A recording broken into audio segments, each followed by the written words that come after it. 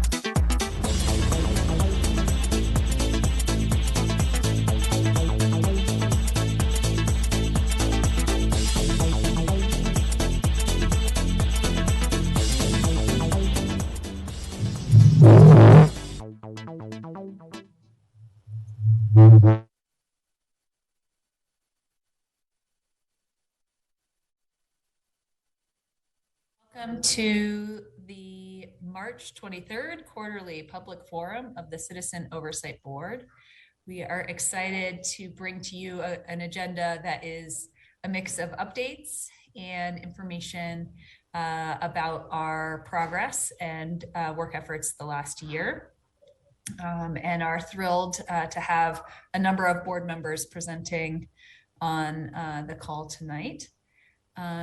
Daniel, before we begin, I understand that Terrence is having trouble getting in. Would you mind connecting with him? Thank you.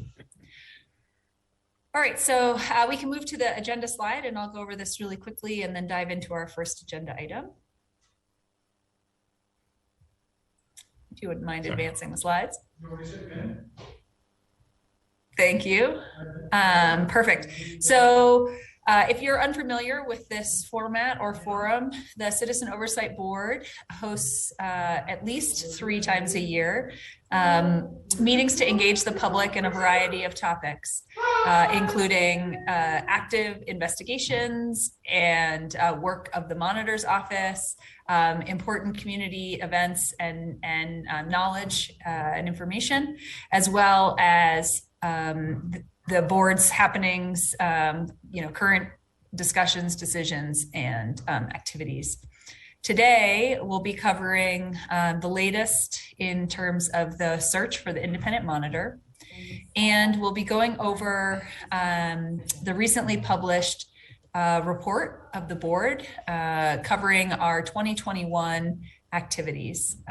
This includes everything from an overview and review of the Office of the Independent Monitor, changes within COB, and our top concerns and recommendations informed by discussions with the public. We'll also have just a brief update on data and results related to the Denver Police Department's response to the George Floyd protests. And items that were identified in the Independent Monitor's report fall of 2020. Finally, we'll conclude with some opportunities for community members to engage in the work of the COB and public safety oversight. So we can go to our first agenda topic, which I'll cover. If you are unaware, we were conducting a search for the next independent monitor. The previous independent monitor left the role January of 2021, and the COB, in partnership with the mayor's office at the time, began a search for the next monitor. In the fall, voters passed Referred Measure 2G, which gave the COB full oversight over the hiring and firing of the monitor, and the COB took over the search process. Between fall of last year and February of this year, we were deeply engaged in the search process and proceeded to the public with 3 candidates who were good candidates, but in the end, were not quite the right fit the board was looking for the role. As a result, the board has decided to continue the search for the independent monitor. And the interim monitor, Greg Crittenden, will remain as the independent monitor and has graciously extended his time in that role, which is far beyond initial expectations. As a result of this continued search, the COB decided to refresh and renew certain components of the work we did in the fall and revise our process. And in some cases, we'll continue on with the processes that we felt were strong and effective. So the first order of business for us is to find a new recruiting firm.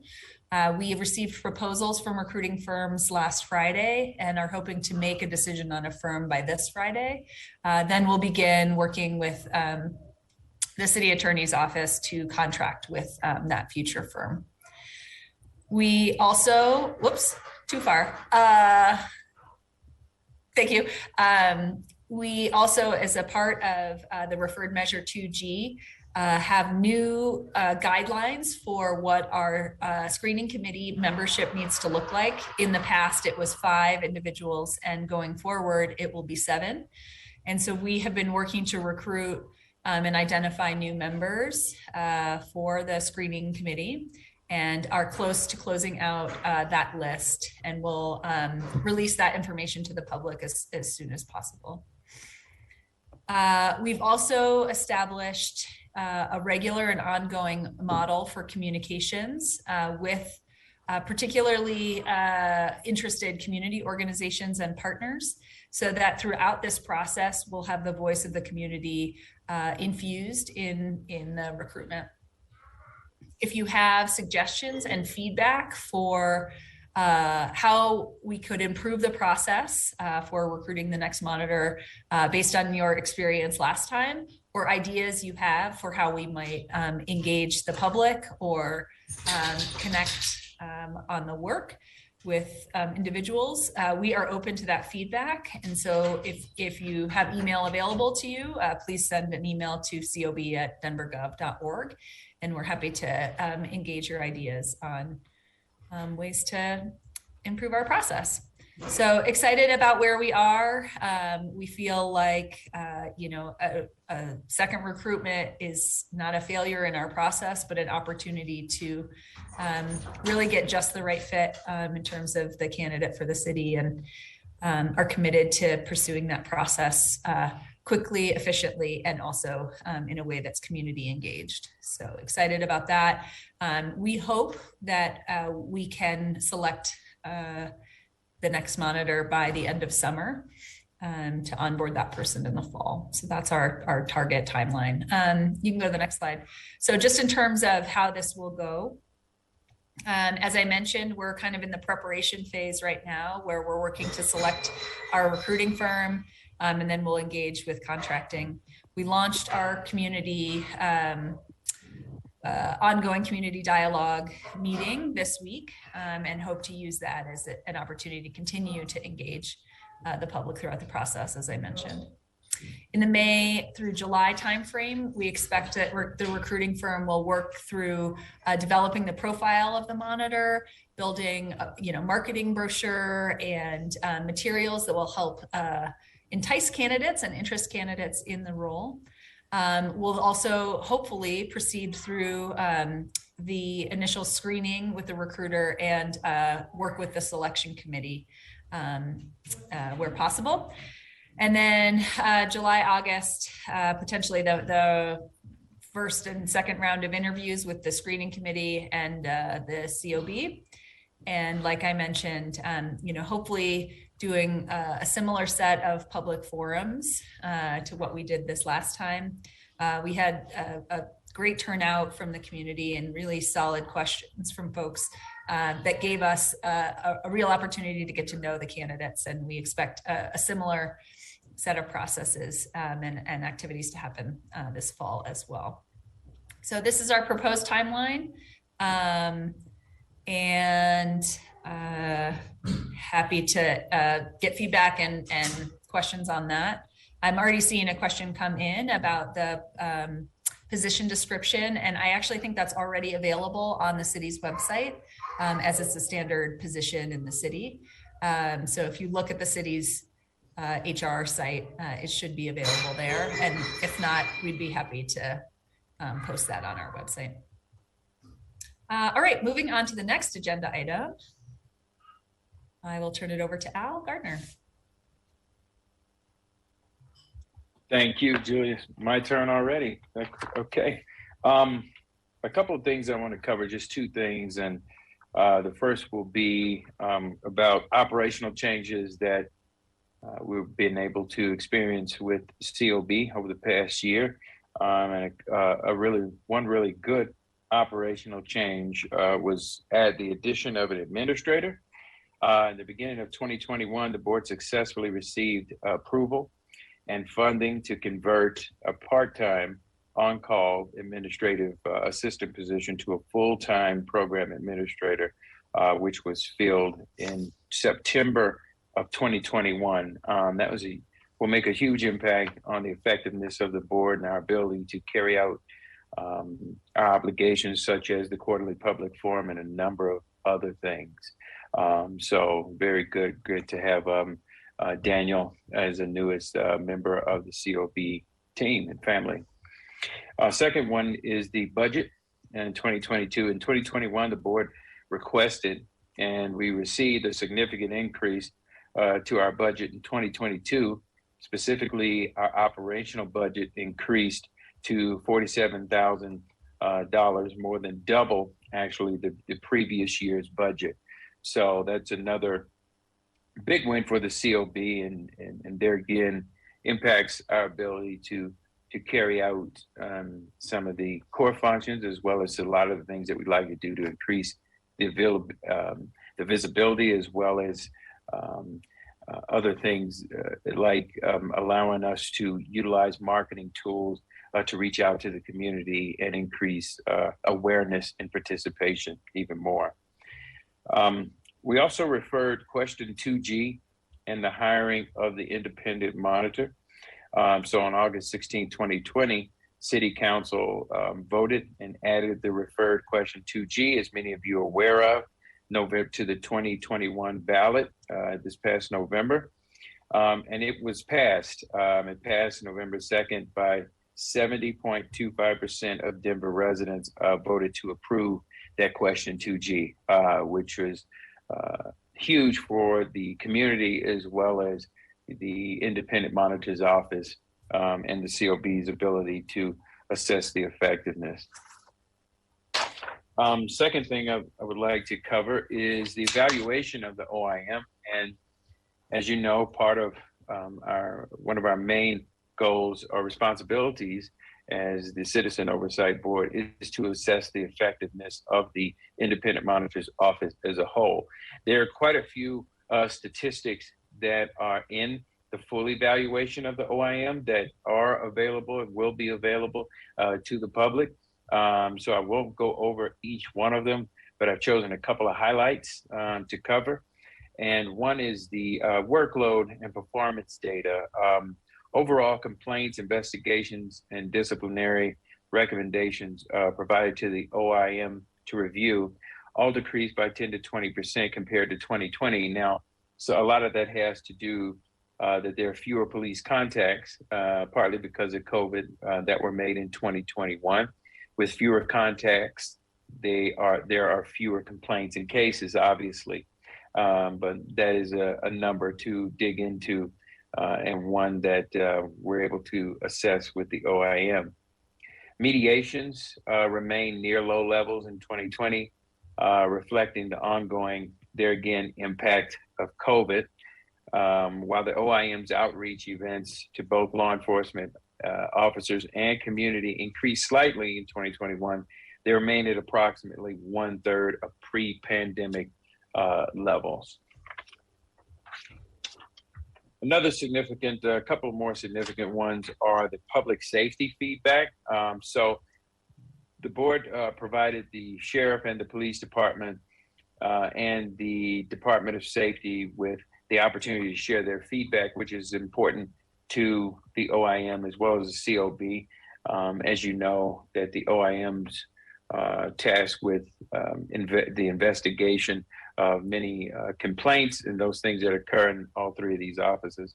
Armando Soldante, at the time, who was an interim department executive director of safety, provided feedback and praised the interim independent monitor's collaborative approach, which he stated, and I quote, has absolutely brought about a better understanding of one another's perspectives as well as resulting in meaningful change. And we're not surprised by that statement, being that Greg Crittenden has been in the independent monitor's office for a long time and has a passion for doing what he's doing.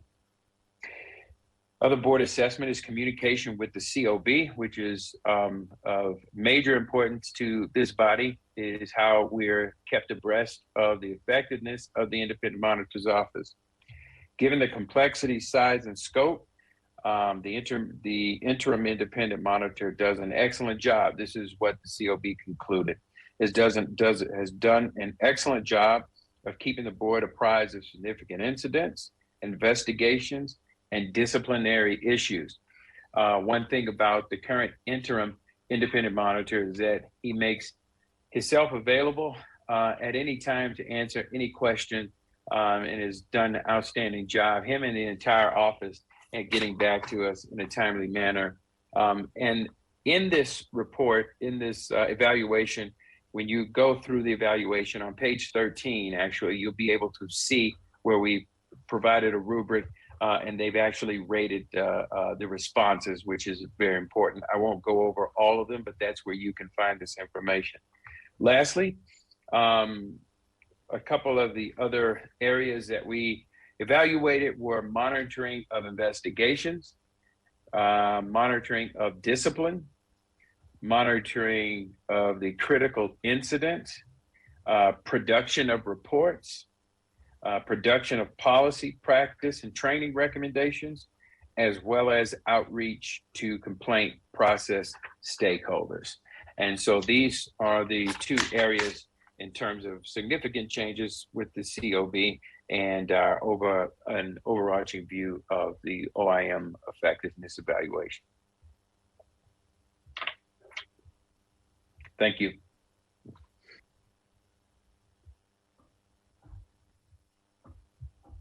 Great. I think we are now turning it over to board member Terrence Carroll.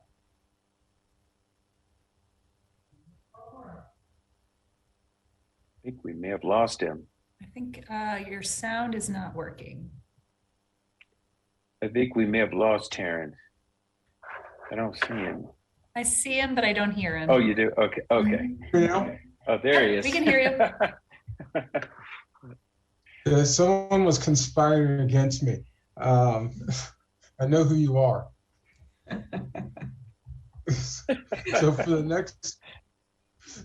next few minutes, we're gonna briefly go through some of the George Floyd protest data in light of the report from the independent monitor regarding that. We requested and received some updated information about the status of protest-related misconduct complaints. Specific information about ongoing complaints is legally protected, but we can provide some high-level information. 4 brand new cases were opened since late September 2021. 2 additional officers are no longer with DPD.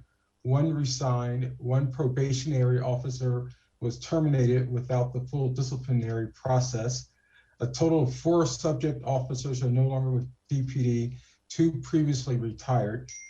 There are now 6 total sustained policy violations in 5 cases. 1 more 6-day suspension and along with a previous 10-day suspension was inaccurately reported. It was a 6-day suspension. So the new total is 3 6-day suspensions. It appears there are several closed cases that have been reopened, but it's not clear how many. Because of this, it is also not clear how many cases have been closed since September. The COB is still working to identify those cases. The board is also monitoring the ongoing federal trial against DPD, as well as several other lawsuits related to the George Floyd protests. If you want to stay up to date on those issues, as well as everything else the board is working on, I recommend you sign up for our monthly newsletter, which has been stated several times. And we have a nice little QR code. So for those of you who have access to your phone and you can take a picture of the QR code, go ahead and do that. There are many ways to engage with the board. There's our newsletter. I think our board chair has already talked about monitoring the hiring process. And then you can always use our email, cob@denvergov.org, or on social media. So at this point, I'd like to open it up for questions about any George Floyd related matters or other engagement with the board or any other topics. Is that right, Julia? That's right. Yeah, we're open to questions from community members on any topic we've covered. While we wait for questions, as I'm not seeing any come in, I'll highlight too a few recommendations in our annual report that we made. These are particularly noteworthy as in many cases, these are areas that the COB, OIM, and public safety departments have been working on together or in conversations about for quite some time.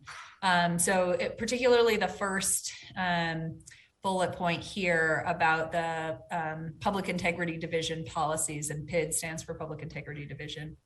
There have been years and years of work done on creating a formal and final policy related to the internal disciplinary procedures in the public safety departments. That set of processes remains in draft form and in some cases sort of moving slowly around different city stakeholders, waiting for approval, for incorporation of edits, et cetera. And that remains problematic both for disciplinary actions and also for the OIM and COE holding the departments accountable to follow their processes. Without formal processes, it is very hard to hold someone accountable for following a process. So it creates this very unvirtuous cycle. And we really are eager to get those policies completed, finalized, and communicated to not only management, but staff and line level employees, so they know what to expect if they are subject to discipline. Public safety departments, in addition to many employers in the state, have had significant issues this year with recruiting and retention of employees. And that leaves a lot of gap in services, in coverage, and it creates risk both to the department fulfilling their missions and also to effectively, deploying public safety in this city. We are, 2 years out, 18 months out from the recommendations from the monitor's office on opportunities for improvements on the George Floyd protest activities and behaviors of the police department.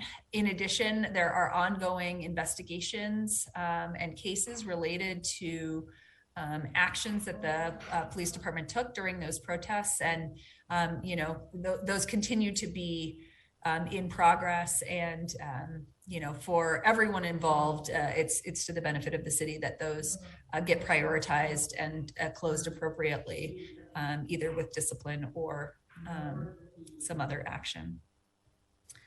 Lastly, the board and the sheriff's department have had a few conversations about their relationship with Denver Health and Hospital Authority, which is also known as Denver Health. Denver Health is the healthcare provider in the jails, and there is significant amount of confusion and lack of transparency over policies, responsibility, and the related disciplinary processes. So if a nurse, for example, makes a mistake in a jail, is the accountability at the sheriff or at Denver Health or both, and making sure that's very clear that, as a holder of the contract with Denver Health, that the sheriff's department has the authority to, take control of a situation and ensure that, their contractor is working appropriately. There is also a good amount of discussion we've had as a board about the current crisis we have in America regarding opioids and mental health, and the discontinuity that's created when someone who is in treatment or following a set of protocols outside of incarceration is taken out of that set of protocols, or the medications are changed when they enter the jail. And, that creates life, health, and safety risks for those inmates, and requires a little bit more look. And then lastly, and connected to that, folks who are under the care of a physician outside of the jail, there's good work to be done connecting the healthcare provided inside with the healthcare provided outside, and making sure that even though someone's life is certainly disrupted by becoming incarcerated, that their health isn't compromised as a result. So good work to be done in all of these areas. All right, do we have questions coming in? So one question from Rebecca Henderson, I see, will this Oversight Board be issuing an opinion or feedback about the recently proposed AID diversion center? And the answer to that is, I don't know. We haven't talked about it as a board, but are happy to have a discussion about it in light of your suggestion here. So it's a fairly short answer since we haven't had the conversation.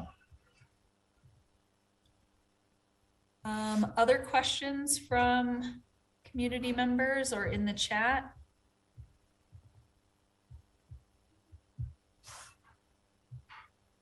Somebody asked if the description for the monitor will be updated since we didn't find exactly the right candidate. And the answer is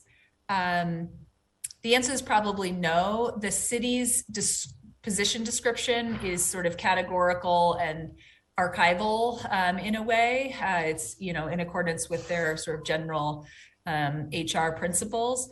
But what we can do is really work to make sure that the brochure and our marketing materials and our communication about the role really emphasizes the things that the COB is looking for, uses the right kind of language, the right kinds of images, and the right messaging to make sure that we're aligned with the outcome of the process right at the beginning.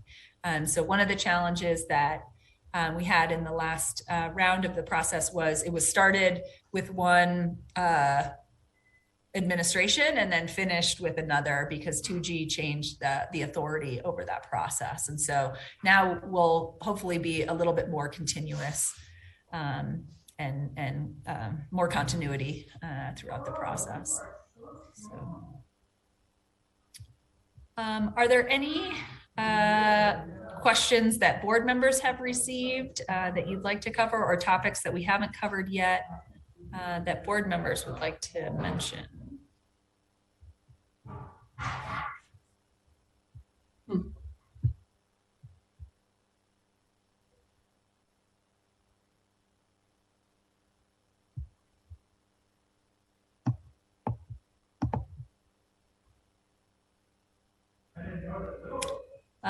If not, we can make it a very short quarterly public forum and wrap up. We'll give it just a couple more minutes for community questions to come in.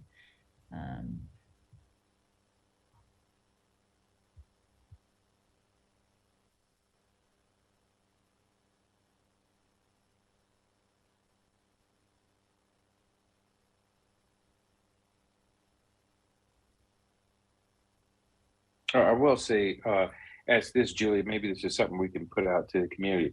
Of course, you spoke earlier that we will be retaining a new recruiting firm, but I did have someone did ask me a question in the community about whether or not the job will be reposted publicly. So, yeah, it's a great question. So the position will be posted publicly. Each of the firms that we're looking at proposals from have, a broad engagement approach, specific recruiting. So what that means is, they call various existing monitors in other cities and say, would you be interested in the role? They reach out to community members in our own city to, see if they would be interested in the role. So there's a lot of work to be done with proactive engagement, and active recruiting. Part of the reason we hire a firm to do this is that they're positioned to, really engage actively on that. There will be, a glossy brochure that helps to articulate the role and the salary and the benefits and all of that. Something that, is quite desirable. Each of the firms that we are looking at provided a sample, and, all of them looked really slick. So hopefully there's a big communications and outreach push. And I know, each of us as board members will have a role in making sure that, folks in our network who are a fit for the position apply. So the more communication, the more messaging out there, the better on this one.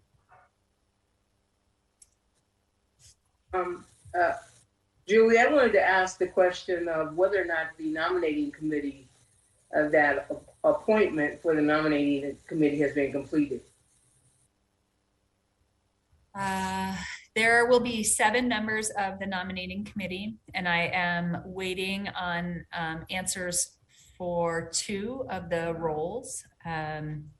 So I don't want to name those specifically because it'll call out individuals and waiting for their emails back. But we are very close on that. And my hope is that we can close that out within the next 2 weeks and get moving. The benefit of, kind of boring government contracting is it gives us a little time to onboard that committee and get that committee formed and meeting. And so that'll be happening in short order. But that's probably the next information release that the board will have.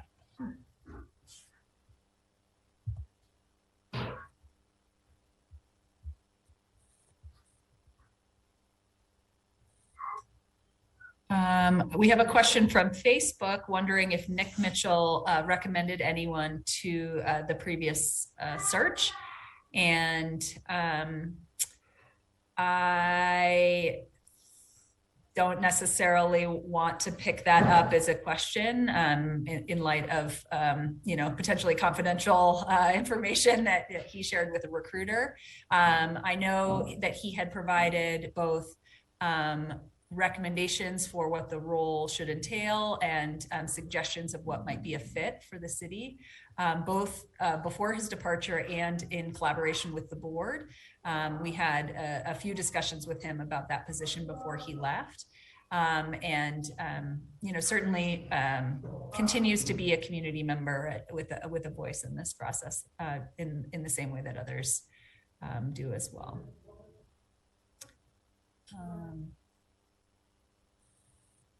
All right, other questions?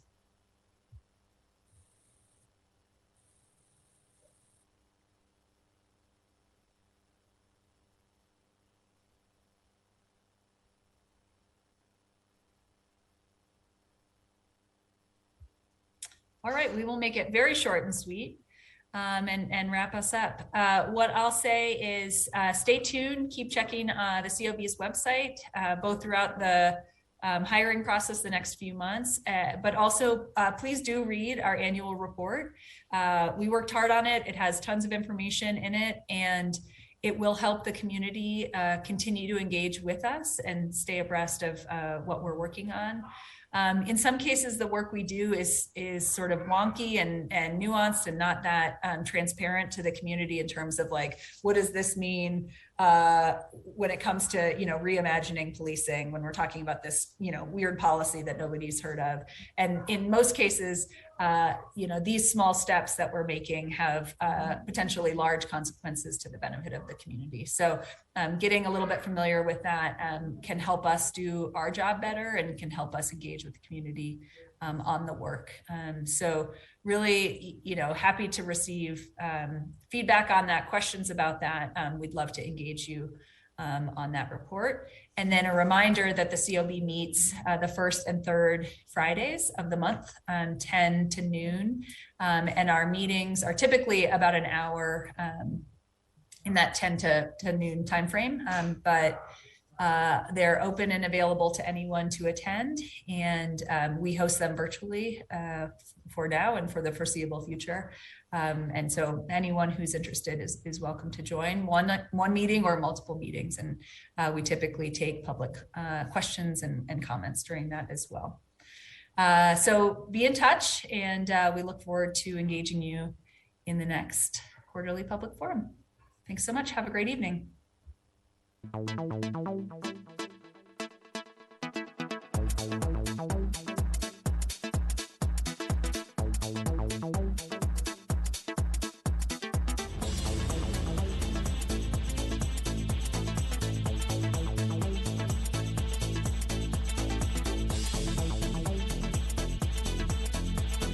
Here to talk about digging deep and thinking critically about our community's safety.